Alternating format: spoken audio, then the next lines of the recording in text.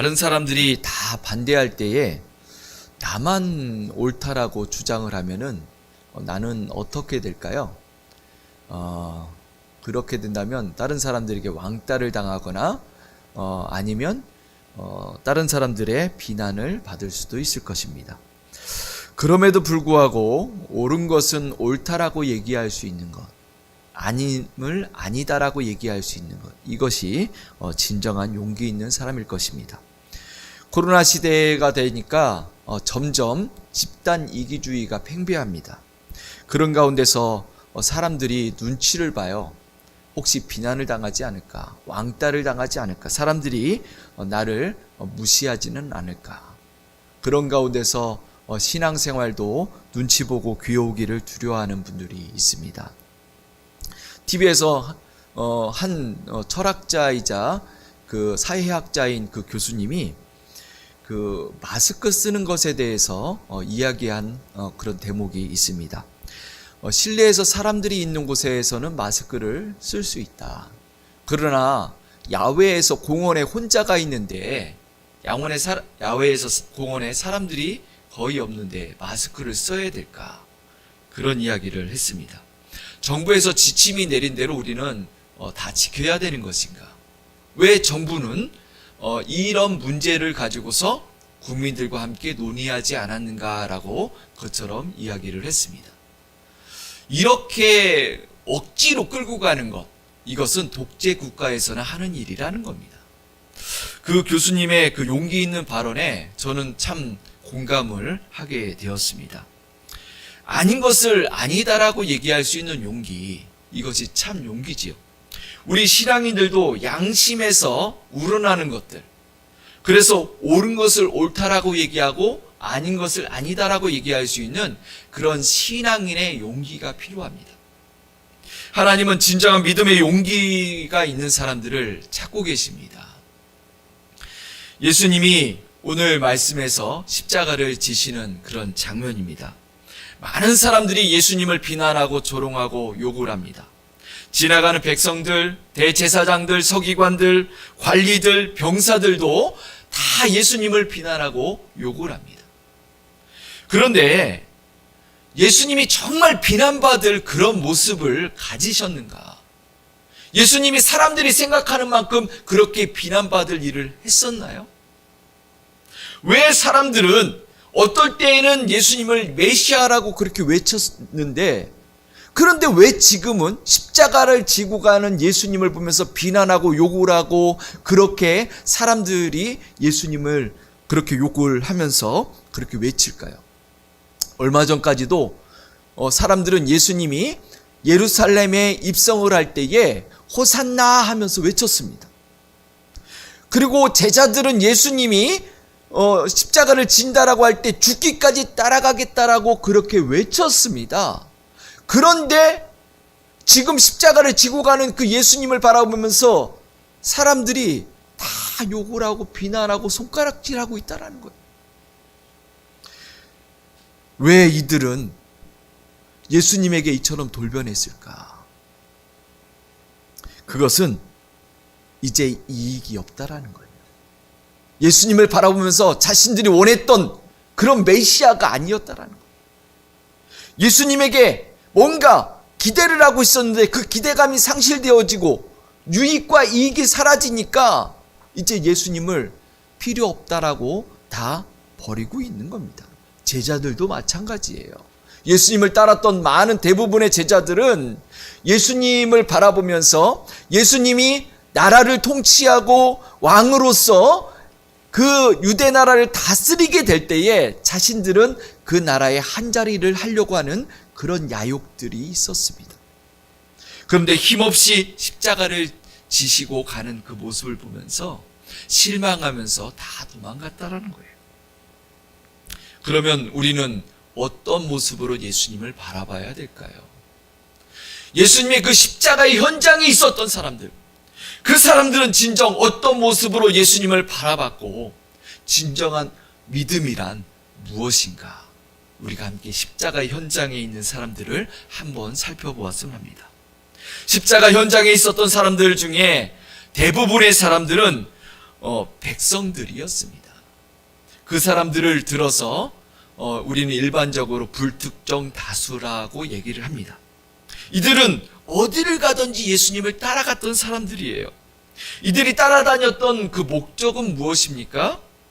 예수님을 통해서 이적을 보고 기적을 보고 예수님이 공급해주는 먹을 것을 받아 먹고 그거로 만족했던 사람들입니다. 무엇인가 얻을 것이 있고 당장 이익이 있으면 예수님을 따라다니고 그렇지 않으면 예수님을 과감하게 버리는 사람들입니다. 그래서 요한복음에 보니까 예수님이 그 백성들, 군중들을 바라보며 이야기를 합니다. 너희들이 나를 따라온 것은 나에게서 기적과 이적을 보았기 때문이다. 먹을 것이 있기 때문에 따라다녔다라고 얘기를 합니다. 그래서 육의 양식을 위해서 살지 말고 영의 양식을 위해서 살아라라고 얘기하니까 그 따라다니던 그 백성들이 어떻게 합니까? 다 떠나버렸어요. 이제 더 이상 먹을 것이 없구나, 더 이상 바랄 것이 없구나 하면서 다 떠나버렸다라는 거예요. 그들의 목적은 영의 양식이 아니라 육의 양식이었다라는 거예요. 당장 눈에 보이는, 당장 내게 보이는 유익, 그것을 위해서 따라다닌 그런 사람들이라는 겁니다. 그들이 자신들에게 주어지는 것, 육의 양식이 없어졌을 때, 자신의 이익이 없어졌을 때 어떻게 돌변하게 됩니까? 그들은 폭도들로 바뀌어버립니다. 세상에서 살아가는 사람들의 대부분이 그런 모습이 아닐까요? 자기에게 복이 주어지면 그 복을 쫓아 살아가고요. 그리고 이익과 복이 사라지게 되면 가차없이 다 뱉어버리고 버리는 그런 삶의 모습. 그것이 바로 이 세상 살아가는 사람들의 모습이 아닌지. 우리 신앙인들도 그렇다면 하나님이 우리를 선택할 이유가 무엇입니까? 불특정 다수, 군중들. 왜 성경에는 군중들이라고 했고 그리고 백성들이라고 그렇게 표현했을까요? 그들은 이름이 없기 때문에 그렇습니다. 그들에는 성경에서 한 사람 한 사람들의 이름이 기록되어져 있지 않습니다. 그건 뭘 얘기하냐면 성경에는 그들의 이름이 존재하지 않는다라는 거예요. 언제든지 변질될 수 있고 언제든지 하나님을 선택했다가 버릴 수 있는 그런 사람들이 기록될 성경에 이름은 없다라는 겁니다. 하나님은 그들을 기억조차 하지 않습니다. 절대 그들은 하나님의 선택의 그런 장소에 들어갈 수가 없습니다. 하나님의 자녀는 절대 이런 부류 속에 군중들에 휩쓸려가는 불특정 다수, 언제든지 복을 노리고 복만 쫓아서 살아가는 그런 이기주의적인 그런 삶에서 벗어나야 될 줄 믿습니다. 두 번째로 십자가의 현장에 있었던 사람들은 군인들이었습니다. 이들은요, 기계적으로 임무만 감당하는 사람들입니다. 언제든지 자신들에게 임무가 주어지면 그것을 위해서 살아가는 사람들. 로마 병사들이고 그리고 유대 병사들이었습니다. 예수님을 직접 채찍질하고 조롱하고 예수님을 십자가에 못 박는 그런 일을 했던 사람들입니다. 예수님이 십자가를 진 그 십자가 밑에서 그 현장에서 예수님의 옷을 제비 뽑아 나누던 그런 사람들이었습니다. 전혀 양심의 가책이나 두려움이나 이런 것이 없는 그런 사람들입니다. 예수님이 메시아이든 구원자이든 상관없이 자신의 임무만 감당하는 그런 사람들. 세상 사람들이 어떻게 되든 말든 자신의 임무를 지켜서 그렇게 살아가는 사람들. 우리도 이 땅에 태어나서 우리가 살아가는 동안에 때로는 우리도 태어나서 우리가 운명처럼 내게 주어진 일을 감당하다가 우리가 생명을 마치는 날 그냥 세상을 떠나는 우리가 기계적으로 짜여진 그런 운명대로 살아간다면 우리도 이들과 다를 것이 하나도 없다라는 거예요. 내가 이 땅 위에 왜 태어났고 나는 이 땅에서 무엇을 하며 살아야 되고 나는 이 땅 위에서 살아야 될 목적이 무엇인가? 그것을 생각하고 그것을 바라봐야 된다는 겁니다. 우리 주변에는 어떤 사람들이 있는지, 나는 무엇을 해야 되는지, 내 눈을 열어서 내 주변을 바라보고 내가 해야 될 일을 찾아봐야 된다는 거예요. 그냥 의무만을 위해서 자기의 의무와 자기가 해야 될 운명처럼 그것을 향해서 달려가는 사람들, 그건 기계적인 삶입니다. 그거는 살아도 정말 가치 있는 삶인가 한번 의심해 봐야 되는 그런 인생입니다. 우리가 이 땅 위에서 살아가는 동안에 우리는 무엇을 바라봐야 될까요? 우리는 어떠한 일을 해야 될까요? 로마 병사들은 자신이 핍박하고 조롱하고 그리고 무시하고 고난을 주는 그런 대상이 만약에 예수님이고 그리고 그분이 메시아이고 그리고 하나님의 아들이라는 그 사실을 알았다면, 내가 지금 못 받고 있는 그분이 정말 하나님의 아들이라는 그런 사실을 알았다면 그렇게 아무런 양심의 가책도 없고 두려움이 없이 그런 일을 했을까요? 그렇지 않았을 겁니다. 예수님을 채찍질하면서 가슴 아파했을 것이고, 예수님의 고난의 그 현장을 보면서 같이 눈물을 흘렸을 것이고, 예수님의 십자가 지는 모습을 보면서 십자가를 붙들며 울었을 겁니다. 그게 바로 참 예수님, 하나님의 아들인 것을 알았던 사람들의 모습일 겁니다. 그러나 아무런 감동이 없는 사람들, 아무런 느낌도 없는 사람들, 그런 사람들은 군인들과 그리고 의무적으로 살아가는 사람들과 똑같다라는 거예요. 우리의 눈을 들어서 예수님을 바라봐야 됩니다.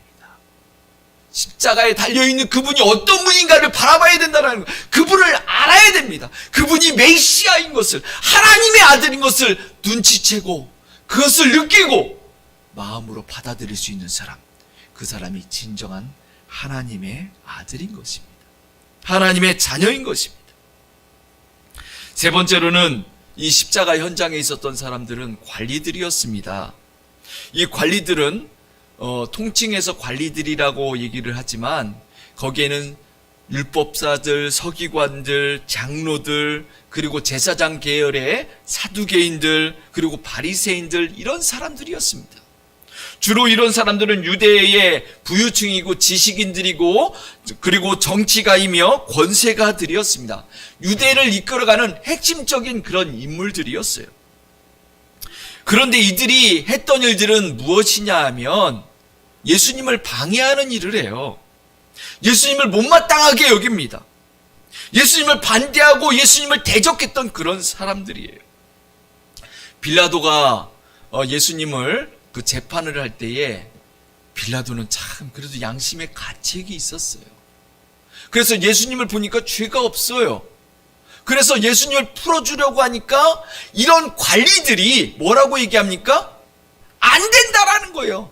풀어주면 안 된다라는 거예요. 그것을 억지로 막아서면서 뭐라고 얘기합니까? 로마에서 가장 잔인한 십자가형에 처벌하라고 그렇게 얘기합니다. 십자가형에 처하라고 그렇게 얘기를 합니다.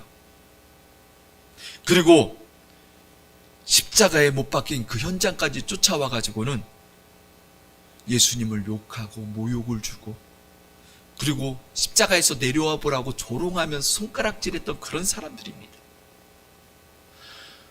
정말 예수님이 십자가에서 내려올 수 없어서 그냥 십자가에 계셨을까요? 예수님은 능히 십자가에서 내려올 수 있습니다. 하나님의 아들이고 그 능력 많으신 분이 그 십자가에서 내려오는 게 뭐가 어렵습니까? 그러나 내려오면 안 되니까 끝까지 그 모욕과 그 비난과 조롱을 다 받으시면서 끝까지 십자가에 계셨어요. 그러면 왜 이런 대적자들, 이런 관리들은 왜 예수님을 그렇게 조롱하면서 끝까지 반대하고 나섰을까요? 자신들의 위치 때문에 그래요. 자신들의 이익 때문에. 이 예수님은 이 로마에 반대되는 그런 입장에 서 있고, 그리고 예수님이 유대인의 왕이 됐을 때 자신들의 권력, 자신들의 정치적인 입지 이런 것들을 다 뺏길까 봐 자신들의 그 이익을 위해서 반대하는 겁니다. 그냥 반대하는 거예요. 예수님은 귀찮은 존재고요. 예수님은 없어져야 될, 제거되어야 될 그런 존재라는 겁니다. 우리가 이 땅 위에서 절대로 하지 말아야 될 것이 있는데 그것은 예수님을 반대하는 겁니다. 하나님과 반대되는 입장에 서는 거예요. 우리가 이 땅 위에서 하나님의 자녀로서 절대 하지 말아야 될 것은 예수님을 절대로 반대해서는 안 된다라는 거예요. 하나님의 일을 막아서서는 안 된다라는 거예요. 예수님을 안 믿는 사람들은 아직 기회가 있어요. 그렇지만은 예수님을 직접적으로 반대하는 사람들에 대해서 성경은 뭐라고 표현하고 있냐면은 화인 맞은 심령이다. 성령 회방죄다라고 그렇게 얘기를 하고 있습니다. 화인 맞은 심령이라는 것은 뭐냐면은 그 불도장이 찍혔다라는 거예요. 완전히 이 심령이 불도장이 찍혀가지고 더 이상 기회가 없다라는 겁니다. 성령 회방죄라는 것은 하나님의 성령을 완전히 막아서 반대하는 것이기 때문에 용서받을 기회조차 없다라는 거예요. 우리가 하나님의 일을 반대하고 하나님을 끝까지 막아서는 그런 어처구니 없는 그런 자리에 서지 않기를 바랍니다. 성경에서 이런 자들을 뭐라고 표현하면 오만한 자들, 하나님의 대적자들이라고 그렇게 얘기하고 있습니다. 오만한 자리에 앉은 자들, 하나님의 대적자들, 이들에게 내려지는 형벌은 분명합니다. 바람이 나는 겨와 같이 어느 순간 다 사라져버리고요. 그리고 하나님의 심판대에 설 수밖에 없다라는 거예요. 어떠한 상황에서든지 예수님의 대적자가 되지 않기를 축원합니다. 네 번째로 예수님의 십자가 현장에 있었던 사람들은 예수님의 좌우편에 있었던 죄수 2명이었습니다. 오늘 말씀에서 이 죄수들이 했던 행동들은 예수님을 비난하고 욕을 했다라고 그렇게 이야기하고 있습니다.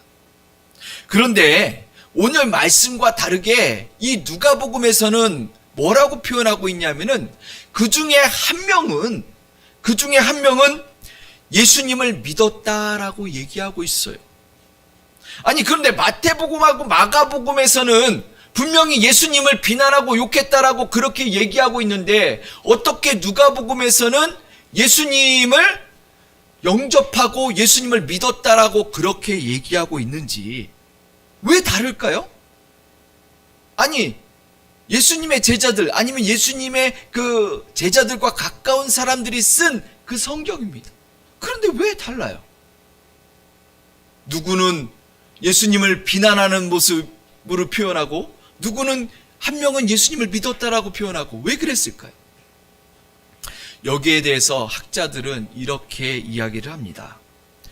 그 강도들은 본성이 악한 사람들이기 때문에 살인하고 강도짓하고 그래서 그 십자가형에 처해졌기 때문에 그 예수님의 그 모습, 메시아이면서 당당했던 그런 대단했던 분이 십자가를 지면서 그 같이 십자가에 달리는 모습을 보니까 너무너무 어처구니 없고 그런 모습을 보면서 예수님을 조롱하고 같이 비난했다라는 거예요. 처음에는 같이 비난하고 하다가 십자가에 달려있는 그 예수님이 자기를 비난하고 조롱하는 그 사람들을 향하여 저들을 용서하여 주옵소서. 저들이 하는 죄를 알지 못하나이다 하면서 그 하나님께 그들을 용서해달라고 하는 그 모습을 보면서 한 강도가 회개를 했다라는 거예요. 아, 저분은 다르구나. 그 모습 속에서 하나님의 아들의 모습을 보았고 메시아의 모습을 보았다라는 거예요. 그래서 그 사람은 회개를 하면서 이야기를 합니다. 계속 비난하는 강도를 향하여 우리가 이처럼 벌을 받는 것은 당연하거니와 그러나 이분은 하나라도 그릇된 것이 없다. 잘못된 것이 없다.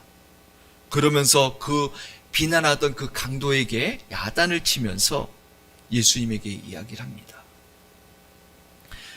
예수님, 주여, 하나님의 나라에 임하시거든 저를 기억하여 주옵소서 라고 그렇게 이야기를 해요.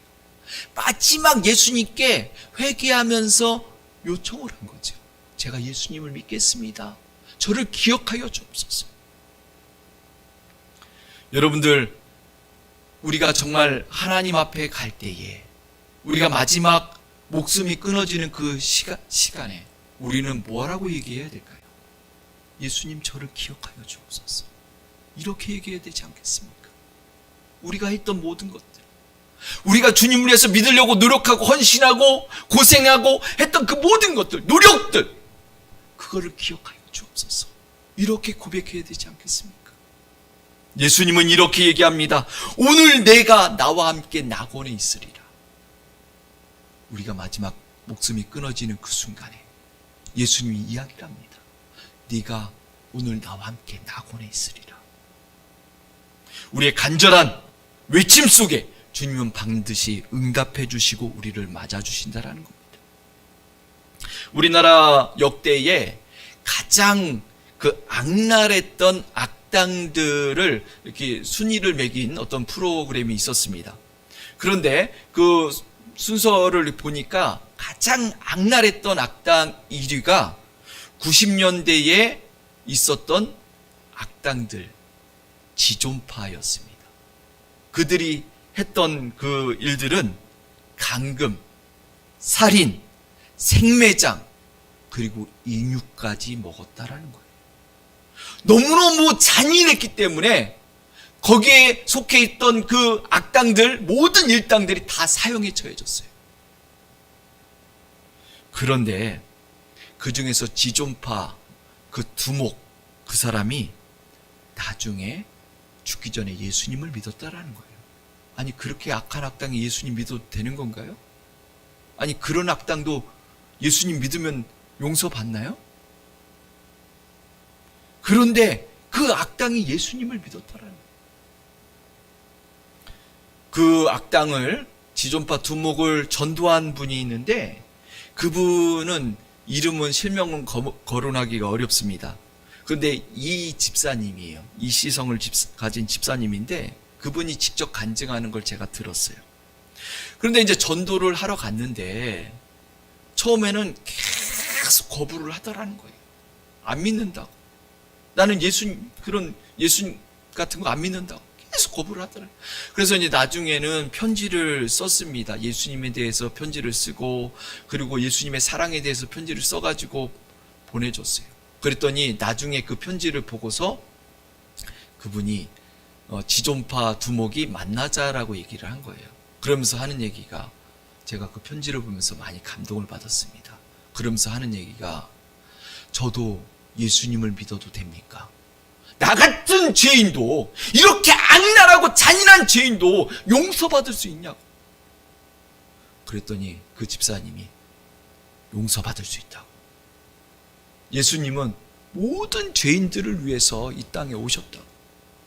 그러니까 그분이 그러면은 예수님 믿어보겠다라고 하면서 복음을 듣고, 그리고 예수님을 영접하고, 그리고 시간 날 때마다 성경 공부를 하면서 그분이 점차 변화되어져 가는 것을 보았다라는 거예요.